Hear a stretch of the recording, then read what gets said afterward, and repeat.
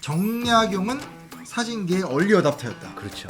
여러분들이 생각하고 있는 사진에 대한 개념을 다시 한번 생각해 보셔야 돼요. 저희는 사실 개념이 없죠. 그렇죠. 뭐 무슨 개념이 있어요. 그냥 뭐 나오면 쓰고. 근데 심 소장님 딱 사진하면 생각나는 게 뭐예요? 사진 김경훈 아이 그건 알고. 퓰리처상 수상자. 뭐예요 이거? 이게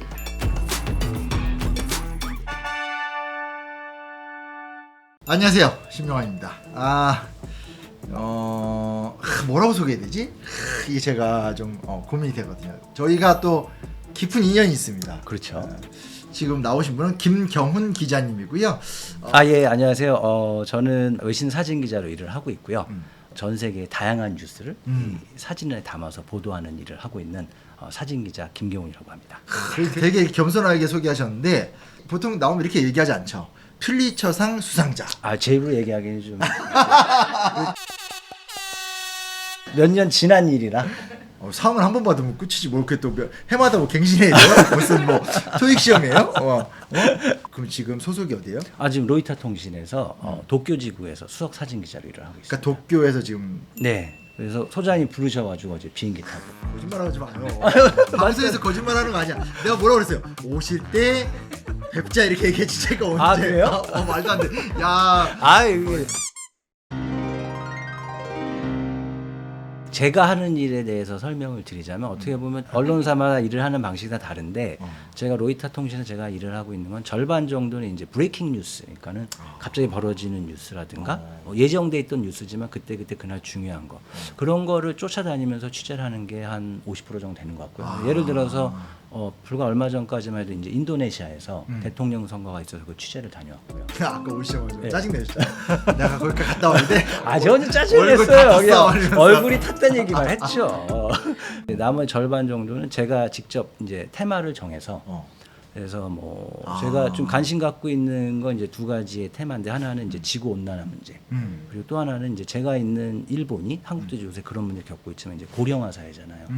그래서 일본이 가장 고령화가 빨리 진행된 나라여서 일본을 통해서 어떤 전 세계에서 어떤 일본을 통해 배울 수 있는 거 그런 시각으로 좀 일본의 고령화 사회를 취재하고 해서 그 두 가지를 가지고 이제 계속해서 이제 기획 취재를 하고 있죠. 일단 뭘 다 필요 없고요. 네. 퓰리처상 어떻게 받으신 거예요? 아니 이게 아마 지금 보시는 분들이 많을 거예요. 우리나라에서 퓰리처상을 받은 사람 있어요? 있죠. 그러니까 이게 참 그런데 한국 국적의 사진 기자로서는 제가 처음인 건 맞죠. 이런 분들이 출연하는 방송입니다. 진짜 이런 어디서 정말 유튜브 세계 아주 구석탱이에 버티고 있는 방송이지만 아무나 들어오지 않습니다. 네. 2018년도에 트럼프가 대통령이 있을 때 네네. 중남미의 난민들이 중남미 대륙을 가로질러서 미국으로 건너가겠다. 수천 명이 오니까 그때만 트럼프가 장벽을 세웠잖아요. 장벽을 세우겠다. 군대를 동원해서 그렇죠. 이들을 막을 것이다. 저 사람들 뭐 다 거짓말이고 저 중에 갱들도 있고 위험한 사람들이다. 그렇게 해서 이제 긴장감이 많이 고조가 됐어요. 그래서 이제 저희 회사에서는 매년 그렇게 정말 세계적으로 중요한 뉴스가 있으면 일부러 전 세계에 있는 사진 기자들을 모아서 팀을 만들어요. 왜냐하면 공정하게 봐야 되고 그리고 내가 어떠한 백그라운드를 가지고 있고 어떤 생각을 갖고 있느냐에 따라서 똑같은 것도 다르게 기록이 됩니다. 맞아요. 근데 그런 공정성을 좀 높이기 위해서 전 세계의 사진 기자들이 이제 몇 명 차출을 해서 로테이션을 취재를 했죠. 제가 이제 갔는데 그때 제가 마침 갔을 때가 중남미 캐리비안 난민들이 멕시코 시티, 그러니까 멕시코의 수도에서 미국과 국경지대까지 한 몇천 킬로미터를 가는 그 여정을 같이 이제 쫓아가면 취재를 했고 이 사람들이 국경 장벽 앞에까지 온 거예요. 그래서 왔는데 이제 미국에서는 안 받아준다. 그렇죠. 그리고 멕시코에서는 그러면 이제 난민 캠프를 만들었는데 갑자기 돌발 사태가 발생하면서 꼭 마치 절로 가면 지금 갈 수 있다, 넘어갈 수 있다 이런 유언비어가 터진 거예요. 그랬더니 수천 명이 뭐 영문도 모르고 그냥 일단 간 거예요. 네, 가서 막 그 장벽 앞에 쫙 있는데 이제 긴장감이 고조되니까 국경의 장벽 건너편에 있던 미국 국경수비대가 이 사람들을 해산시키려고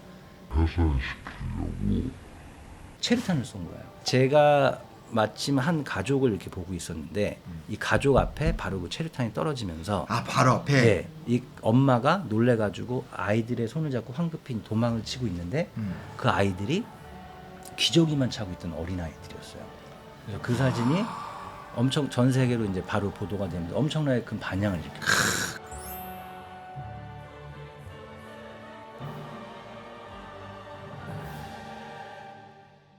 그래서 어쨌든 그런 분을 오늘 모셨습니다. 기자님께서 사실은 이제 책도 많이 쓰시고 사진이 갖고 있는 가치나 의미에 대해서 또 얘기도 많이 해주셔서 저도 좀 관심도 있고 많이 배워보고 싶어서 오늘 기자님 이렇게 모신 거고요. 서론이 엄청 길었지만 네. 제가 보기에 이 퓰리처 사진 이야기 위주로 나가지 않을까. 오늘 본격적인 얘기를 좀 해봐야 되겠죠? 네. 근데 첫 번째 이야기가 되게 재밌는 게 정약용은 사진계의 얼리 어답터였다. 그렇죠. 사진? 그렇죠. 여러분들이 생각하고 있는 사진에 대한 개념을 다시 한번 생각해 보셔야 돼요. 저희는 사실 개념이 없죠. 그렇죠. 뭐 무슨 개념이 있어요. 그냥 뭐 나오면 쓰고. 근데 심 소장님 딱 사진하면 생각나는 게 뭐예요? 사진이요? 김경훈. 아이 그건 알고. 카파. 많은 분들이 사진하면 생각나는 게 카메라예요. 그렇지. 네, 회화는 발명된 게 아니라 동굴 벽화에서 역사 시작해서 자체죠. 쭉.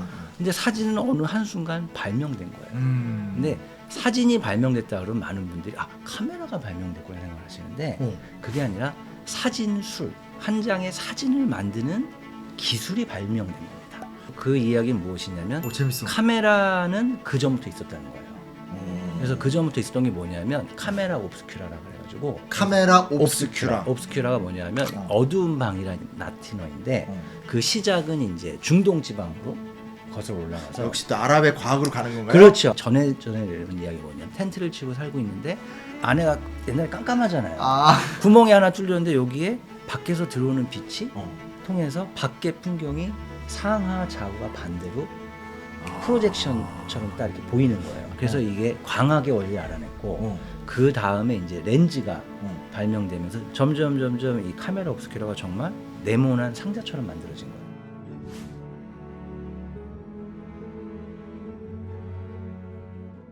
근데 이건 뭐예요, 선생님? 이거는 카메라 루시다라 그래서 요만한 렌즈를 통해서 이렇게 보면서 밑그림을 그리는 거예요. 그러니까 이게 뭐냐면 카메라 옵스큐라의 목적은 카메라처럼 상을 볼 수가 있는데 기록을 못 하는 거예요. 기록을 하는 역할을 솜씨가 좋은 화가들이 했던 겁니다. 유명한 얘기가 중세 시대의 미술과 르네상스 시대의 미술을 비교를 해보면 르네상스 시대에 와서 갑자기 그림이 입체적으로 바뀌어요. 그 이유 중에 하나로 지목되는 게 카메라 옵스큐라를 밑그림을 그리는데 썼다. 르네상스 시대 화가들의 비밀 무기가 바로 옵스큐라, 카메라 옵스큐라였다. 이걸 보고 그리는 거예요, 밑그림을. 이제 밑그림을 잘 그릴 수 있게 되니까 그 위에 이제 밑채색을 통해서 입체감을 주고 이게 청나라를 통해서 실학 학자였던 정약용 선생님의 손에까지 들어왔던 거예요. 카메라 옵스큐라. 카메라 옵스큐라. 아직 카메라 전 단계. 전 단계. 그래서 이 정약용 선생님이 기록을 남겨놓으셨어요. 보감 선생님 아시죠? 네. 보감 이기양 어떤 분이신지 좀 간단히 설명해. 제가 왜요? 이게 저는 소장님 역할 아니세요? 아닌데 저 여기서 완전히 쪽쪽 빨아먹는 아, 역할이어서. 예. 갑자기 테스트를 하세요. 아니. 있어 여기에. 아니 그래서 이 칠실 관화설이라 그래서 네네. 보감 선생님은 직접 이 카메라 옵스큐라를 통해서 본인의 초상화를 그리겠다. 그러면서 하신 얘기가 뭐냐면 이 가만히 서 있어야 그려야 되잖아요. 근데 그 보감 선생님이 의연하게 움직이지도 않고 남아 계셔서 이걸 보면 역시 보통 사람이 하기 어려운 일을 하신 그런 분이셨다. 또 다른 기록에서는 더 많은 자세한 기록을 남기셨어요. 이게 방을 어둡게 한 다음에 그렇게 했더니 이 방은 호수와 산 사이에 있는데 여러 가지 풍경이 이 반대로 보이더라. 그렇게 해서 이게 종이판 위에 내비치더라. 이런 이야기를 남기셨습니다. 정확하게 옵스큐라 얘기가 딱 나와요. 정확히 카메라 옵스큐라를 해보신 거죠, 정말. 그래서 이제 이 카메라 옵스큐라가 있는데 이제 그러다 보니까 이제 산업혁명이 생기면서 과학혁명도 생기고 기술혁명 생기면서 그러니까 그 당시에 사람들의 마인드는 이거였잖아요. 카메라의 발명. 그렇죠. 이 사람이 다 해왔던 거를 왜 우리가 기계나 화학이나 이런 걸 못하지? 그거 플러스 또 하나는 이제 신흥 부유층들이 생긴 거예요. 이 사람들이 욕구. 그렇죠. 귀족들처럼 집을 꾸미고 싶은 거예요. 그러면 초상화도 좀 하나 걸어놓고 정모라도 하나 걸어놓고 싶은데 비싸잖아요. 그렇죠. 그러니까 이제 그러다 보니까 처음에 만들어진 게 석판화예요. 그림의 값이 이제 복제가 되니까 싸지잖아요. 근데 여기에서 이제 언제나 발명가들 하나 더 나가잖아요. 사업가들. 이걸 더 쉽게, 더 싸게 만들어서 더 팔아야 돼. 처음으로 이 사진이 발명돼서 공인이 된 게 프랑스예요. 1839년에 다게르라는 사람이 참 웃긴 게 예. 발명의 역사든 뭐든 보면 예. 시작은 프랑스인데 잭팟은 다 영국 가서 터지는 뭐 아니 근데 이것도 재밌는 얘기가 뭐냐면 그 자세한 내용은 이제 제 책에 있습니다. 그죠 좀 뜹니다. 예. 다게르는 처음에 만들 때 특허를 받아서 특허권을 해서 사람들이 찍을 때만 돈 얼마씩 받으려고 그랬어요. 독점? 네, 독점하려고 했는데 이 사람이 투자 설명회를 하고 그랬어요. 근데 이게 의외로 잘 안 풀리니까 안 돼요. 나라에 가서 다른 나라보다 빨리 이거를 공인해 주세요 해서 국가에서 사주고 연금을 주는 방식으로 했던 거예요. 국가의 기술을 헌납하는. 그렇죠. 이 사진술이라는 어떤 프로덕트가 아니라 사진을 만드는 방법에 대한 설명서라고 보시면 돼요. 예를 들어서 사진을 찍을 때는 카메라 옵스큐라 같은 이런 거에다가 사진 한 장에다가 뭐 계란도 바르고 못도 바르고 이렇게 해서 이거를 어떤 약에 담고 이래서 이런 설명서. 그래서 그 당시에 사진을 찍으셨던 분들은 우리가 생각하는 사진관 아저씨가 아니라 과학과 광학에 이해가 깊으신 과학적인 베이스를 가지신 분들. 그리고 비용이 비싸니까. 그래서 옛날에는 이 사진사들의 이 신분이 되게 높았대요. 눈빛이 굉장히 속상하신 느낌. 아니 그렇죠. 시대를 잘못하고 태어난. 그 당시에 사진관은 명사들이 모여서 이 사교계의 장이 되고 사진이 발명돼 얼마 안 돼서 사람들이 여행 사진 붐이 불어서 이걸 메고 전 세계를 돌아다녔어요. 사진사들이. 사진이 발명되고 몇십 년이 지난 뒤에도 엄청나게 짐이 많았는데 뭐 심한 경우에는 마차 하나 코닥이 발명된 게 드디어 내가 아는 게 나왔다. 네.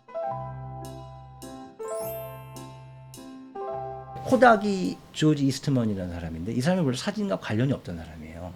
되게 가난한 집안 출신인데 그런데 이제 열심히 해서 은행에서 일도 하고 돈을 좀 모았어요. 그러니까 그 당시에 그 여행 붐이 부는데 그때나 지금 여행을 가면 남는 게 사진인 거예요. 조지 이스트먼이 돈 좀 벌고 하니까 나도 좀 이제 있는 사람들처럼 살아보려고 샀는데 여행 가려고 보니까 너무 거추장스러운 거예요. 그래서 역시 사업가 기질이 있는 게 다른 사람 같으면 에이 이거 취미로 안 하고 다른 취미로 할 거 하는데 야 요거를 조금 더 편하게 하면 어떨까. 그렇게 해서 조지 이스트만이 코닥이라는 회사를 만들어서 거의 뭐 100년 가까이 필름을 만든 거죠. 그때까지는 다 이거를 내가 찍으려면 필름을 본인이 만들어야 돼요. 키트를 사서 막 수은도 넣고 이렇게 해서 만들어야 되는데 이거를 우리가 생각하는 오늘날의 그 필름처럼 해서 그거를 카메라랑 일체화를 해서 셔터만 누르면 되게 하고 요만한 박스 같이 만들어요. 그 당시에 유명한 코닥의 그 광고의 캐치프레이즈가 셔터만 누르시면 됩니다. 여기에서부터 사진의 대중화가 됐고 디지털 카메라 시대가 되기 전에 전 세계에 이 카메라의 왕국을.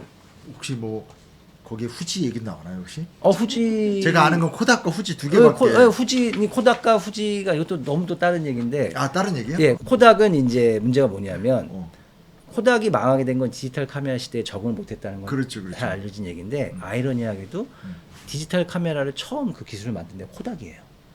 코닥의 연구원이 이거를 개발했어요. 물론 아주 원시적 기초적인 거. 디지털 이미지를 만드는 그 기술을 그랬는데 코닥의 중역들이 이걸 보니까 야 이거를 너무 빨리 만들어 버리면 예전에는 사진 한 장 뽑는데 돈이 많이 들었잖아요. 필름 그리고 필름만 하는 게 아니라 현상액 그리고 인화지 이 시장이 엄청나거든요. 야 이런 황금알을 하는 이 노른자 거위를 우리가 왜 벌써 포기해? 요거 좀 두고 코닥이 생각했던 건 우리가 시장을 컨트롤할 수 있을 거다.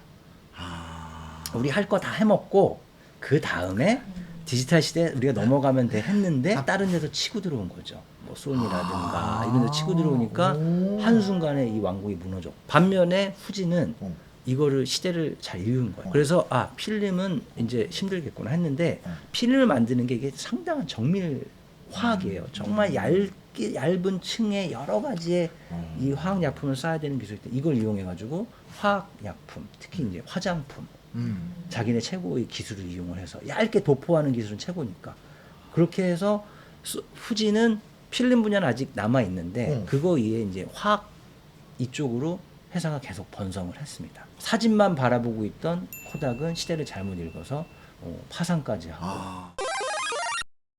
근데 저한테 희한한 사진 주셨거든요. 이 사진을 드린 거는 부르주아 이제 드디어 집에서 이렇게 좀 애들하고 찍는 사진. 이게 왜 눈을 감고 있어? 이거 뭐예요 이거? 이게 죽은 아이들의 사진이에요. 이 사진을 제가 왜 갖고 나왔냐면 네. 사진을 찍는 게 음. 예전에는 너무 힘들고 돈이 많은 그렇죠, 그렇죠. 예. 힘들다는 건 뭐냐면 사진 한 장을 찍는데 초창기에는 몇 분 동안 가만히 있었어야 돼요. 몇 분을 네, 한 그래서 장을 심한 경우에는 묶어놨다 그래요. 두 번째는 이제 비용 문제. 비용. 계약이 때 우리나라의 사진관에서 그러니까 A4지 그거 한 장 찍는데 쌀 2가마니까.